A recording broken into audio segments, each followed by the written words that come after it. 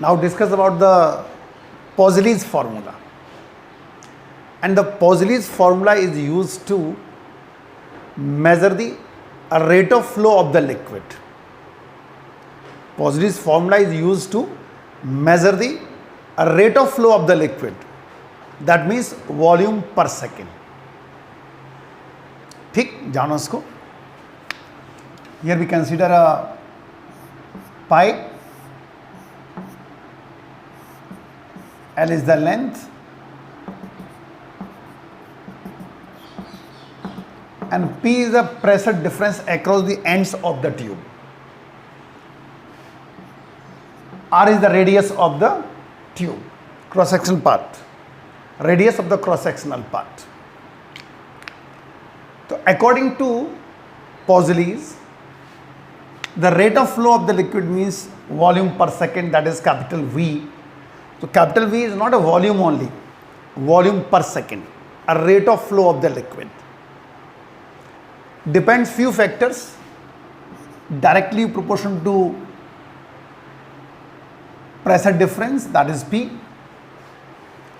directly proportional to a radius power 4,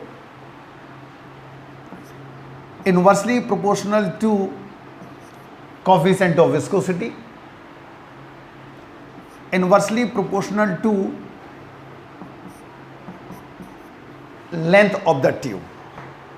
Clear? Rate of flow directly proportional to the pressure difference, directly proportional to R power 4, inversely proportional to coefficient of viscosity, inversely proportional to length of the tube. So V directly proportional to P R to the power 4 upon eta L, or V equals to K P R power 4 upon eta L, where K is the proportionality constant. Experimentally found that the value of K is pi by 8.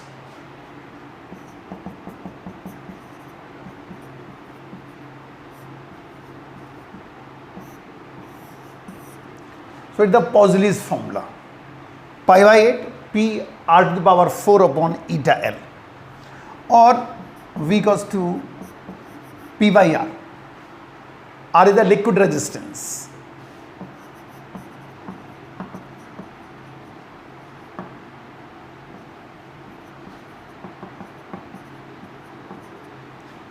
R is the liquid resistance. तो R किसके बराबर होगा यहाँ पर? अगर यहाँ से देखें P, ये V equals to P by R हो गया, तो R किसकी जगह लिखा गया है? 8 eta L upon pi R power 4. ठीक, 1 बाई R की वैल्यू कितनी है? P पाई R पावर 4 8 eta L, तो R कितना हो जाएगा? 8 eta L upon pi R power 4. It is the liquid resistance. अगर two pipes are connected in series, तो रेजिस्टेंस हो जाएगा R1 प्लस R2, और in parallel 1 by RP equals to 1 upon R1 plus 1 upon R2. ये जो formula आया है, इसको हम लोग डायमेंशनली भी फाइंड आउट कर सकते हैं with the help of dimensions. We can derive this formula with the help of dimensions. चलो उसको भी ड्राइव करके दिखाते हैं आपको with the help of dimensions. तो कैसे ड्राइव करेंगे?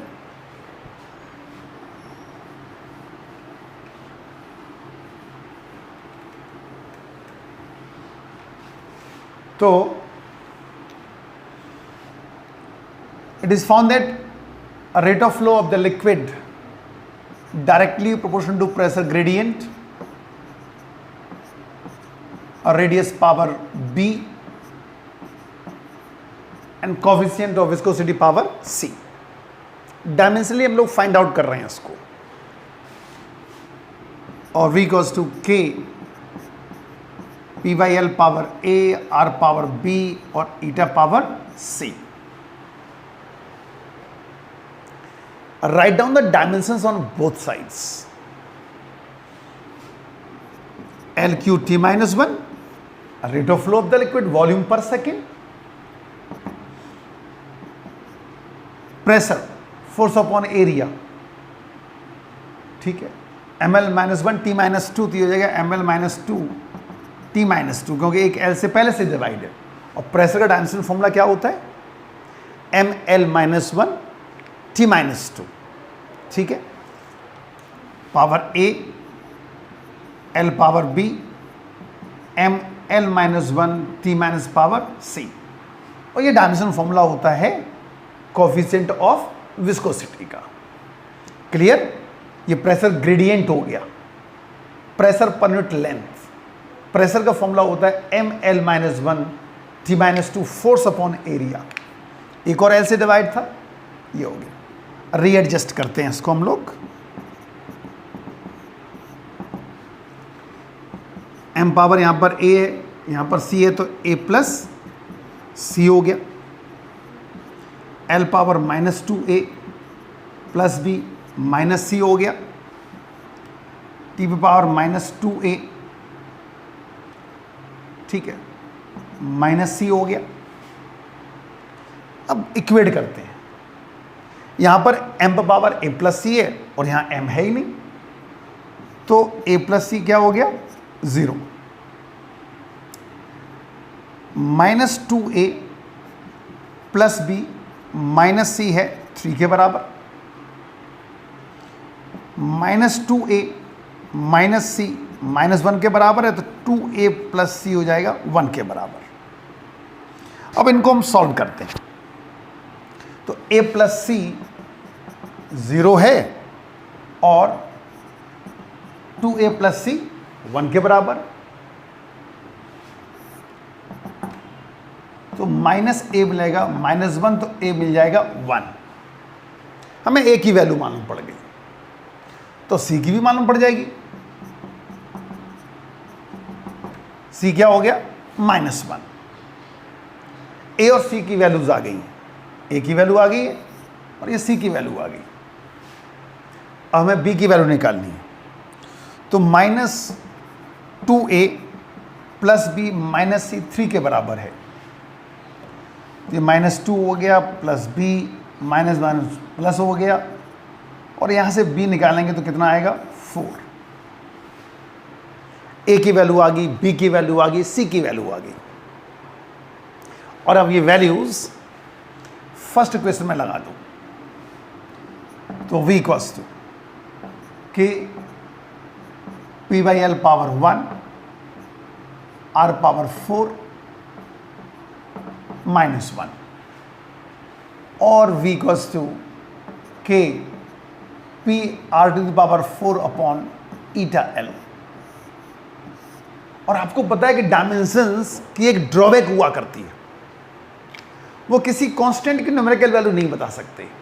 उनके लिए सारे कांस्टेंट k ही हुआ करते हैं. तो इसीलिए डायमेंशन से क्या फॉर्मूला मिल गया? k p r to the power 4 upon eta l. और एक्सपेरिमेंटली आपको पता ही है k की वैल्यू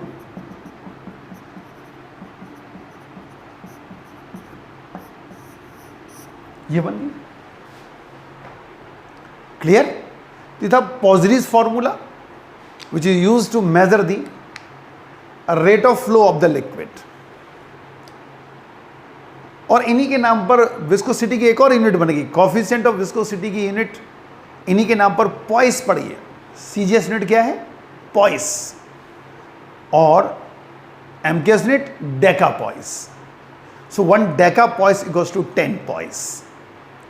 तो पॉइजरीज के नाम पर ही कोफिशिएंट ऑफ विस्कोसिटी की एक और यूनिट आपको मिल गई, दैट इज पॉइस जो सीजीएस यूनिट है.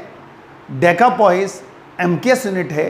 1 deca poise equals to 10 poise. और अब इसके ऊपर न्यूमेरिकल्स देखो कुछ. एक पॉजरीज फॉर्मूला के ऊपर हम लोग न्यूमेरिकल लेके चल रहे हैं.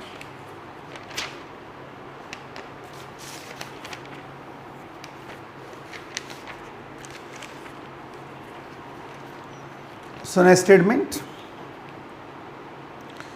water is flowing through a horizontal tube 8 centimeter in diameter and 4 kilometer in length at the rate of 20 liters per second।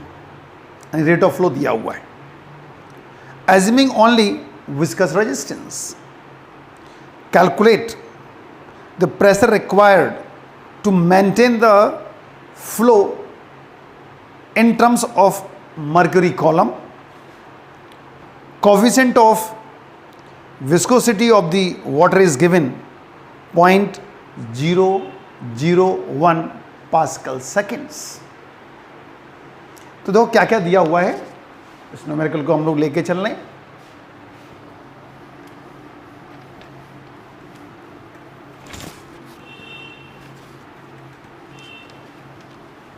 तो फॉर्मूला तो आपको पता ही है, जो लगना है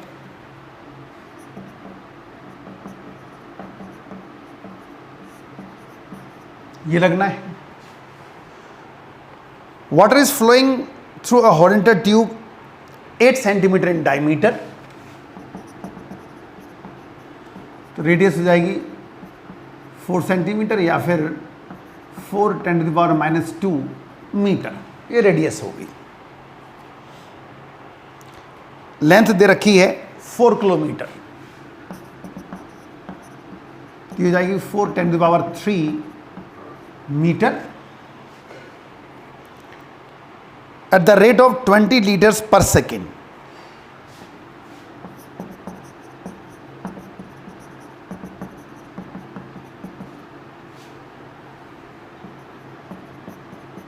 इसको भी हमने कन्वर्ट कर लिया प्रॉपर यूनिट में,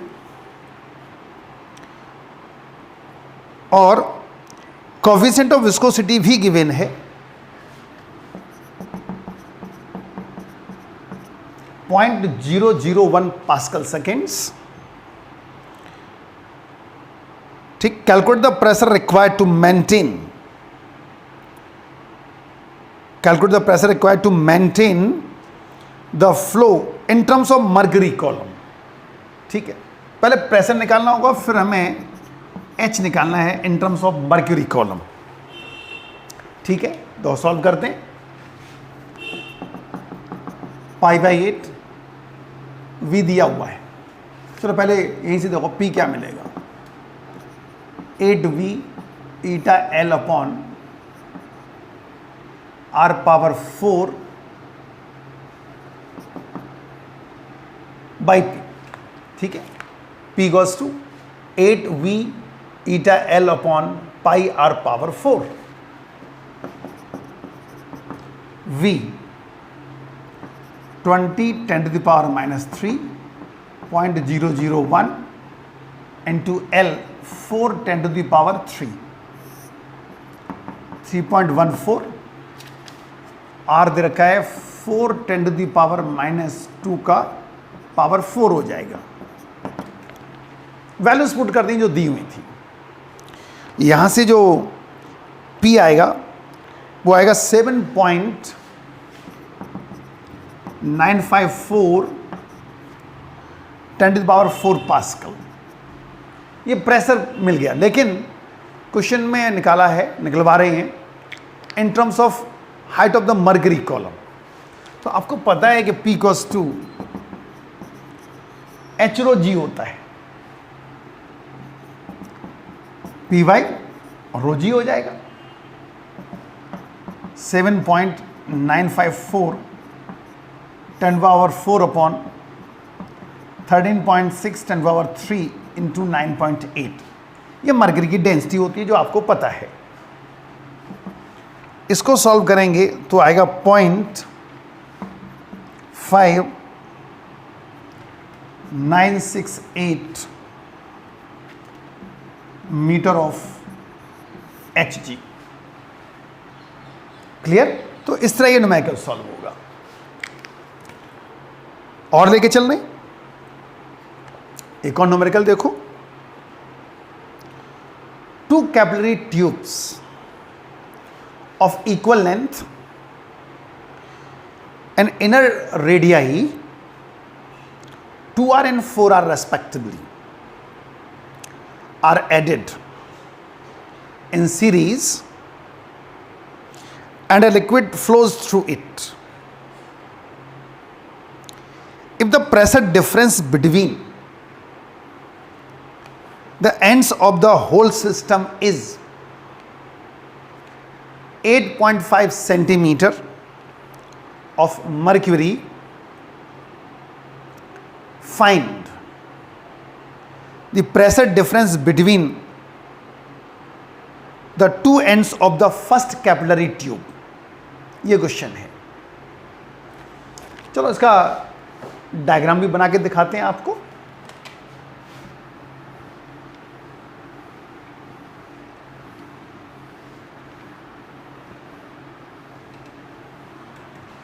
तो there are two capillary tubes,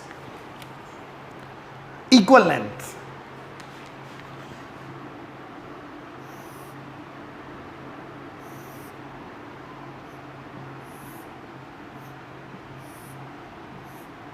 दोनों की लेंथ बराबर है.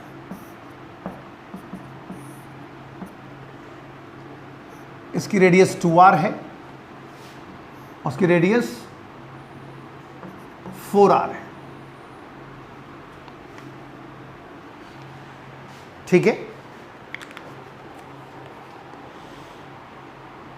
The pressure difference between the ends of the whole system is 8.5 centimeter of mercury. चलो हमने इसको यहाँ P मान लिया, यहाँ P1 मान लिया और यहाँ पर P2 मान लिया. These are the pressures. तो क्या गिवन है? P माइनस P2 गिवन है और है 8.5 सेंटीमीटर ऑफ मर्क्यूरी. ये दिया हुआ है, यानी यहां से लेके यहां तक का प्रेशर डिफरेंस दिया हुआ है. और निकलवा क्या रहे हैं? फर्स्ट ट्यूब के across pressure difference P minus P1 निकलवा रहे हैं. ठीक है. If the tubes are connected in series, the rate of flow of the liquid remains same. If tubes are connected in series, the rate of flow of the liquid will be same. तो V1 equals to V2 हो जाएगा. V1 equals to V2. ठीक. तो अब value लगा दो. पाई by 8 first tube के लिए V1 है, तो P minus P1 2r power 4 upon eta L. Eta और एल तो सेम ही रहेंगे, लिक्विड तो सेम ही है. It is equals to pi by 8 P1 minus P2 4r power 4 eta L. दो क्या मिलता है? P minus P1 2 into 2 into 2 into 2. ठीक. P1 minus P2 4 into 4 into 4 into 4. तो P माइनस P1 बनेगा 16 P1 माइनस P2. ये एक equation बन गया. अब हमें इसकी हेल्प लेनी पड़ेगी. P माइनस P2 8.5 है और निकालना में P माइनस P1 है. क्लियर? तो अब यहां पर हमें वैल्यूज पुट करनी पड़ेंगी, क्योंकि हमें P माइनस P1 कैलकुलेट करना है. तो वैल्यूज पुट कर दो. यहां से अगर हम P निकालें तो क्या आएगा? P1 plus 16 P1 minus 16 P2 और P equals to 17 P1 minus 16 P2.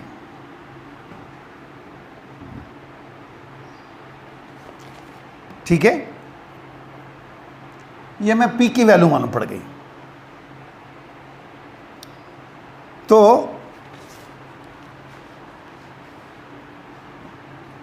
ये इक्वेशन हमने सेकंड कर लिया। क्लियर? और हेल्प ले रहे हैं हम लोग। हमें निकालना है P माइनस P1। तो P माइनस P2 8.5 है, तो P हो जाएगा, यहां से P निकालें तो क्या मिलेगा, 8.5 प्लस P2, यहां वैल्यू लगा दो तो 8.5 plus P2 goes to 17 P1 minus 16 P2। ये इधर इसको हम इधर ले जाएं तो मिलेगा 8.5 equals to 17 P1 minus 17 P2, और P1 माइनस P2 मिल जाएगा 8.5 डिवाइड बाई 70। ये सेकंड एंड के अक्रॉस आ गया। ठीक है, और निकालना हमें P माइनस P1 है,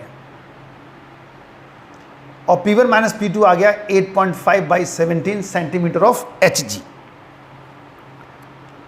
और प्रेशर डिफरेंस हमें निकालना है P माइनस P1। तो कैसे निकालेंगे, इसको एडजस्ट करते हैं। P minus P1 it is equals to P minus P2, ठीक, प्लस P1 माइनस P2, बल्कि माइनस कर दो। अब इसको सॉल्व करेंगे तो P2 से P2 कैंसिल हो जाएगा, P माइनस P1 ही बचेगा। तो P minus P1 equals to P minus P2 दिया हुआ है 8.5।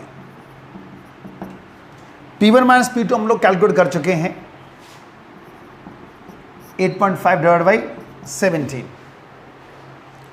तो इससे सॉल्व करेंगे तो P माइनस P1 क्या मिलेगा, ये 8.5 माइनस 5 के आसपास आएगा। So it is 8 centimetre of Hg, mercury column. तो इस तरह ये न्यूमेरिकल सॉल्व होगा। समझ गए? क्वेश्चन ये था कि 2 capillary tubes are connected in series और pressure difference across the ends given था, यानी P माइनस P2 गिवन था, और फर्स्ट ट्यूब के अक्रॉस निकालना था, यानी P माइनस P1 निकलवाना था। दोनों ट्यूब्स सीरीज में लगी हुई हैं। सीरीज में रेट ऑफ फ्लो कभी चेंज नहीं होता है, सेम रहेगा। तो V1 इक्वल्स टू V2 कर दिया और पॉजिटिव फॉर्मूला लगा दिया।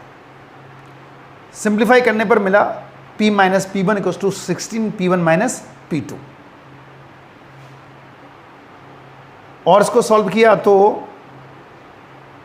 P equals to 17 P1 minus 16 P2 मिला।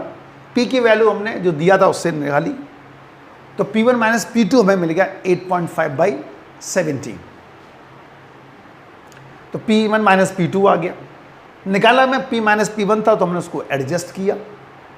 P माइनस P1 को हम लिख सकते हैं P minus P2 minus P1 minus P2। Solve करेंगे तो यही आएगा। इन दोनों की वैल्यूज हमें पता है, वैल्यूज पुट की तो मिला 8 सेंटीमीटर ऑफ Hg। क्लियर? तो इस तरह हम लोग पॉजिटिव के ऊपर न्यूमेरिकल सॉल्व कर सकते हैं। तो अच्छे न्यूमेरिकल्स होते हैं ये। ओके।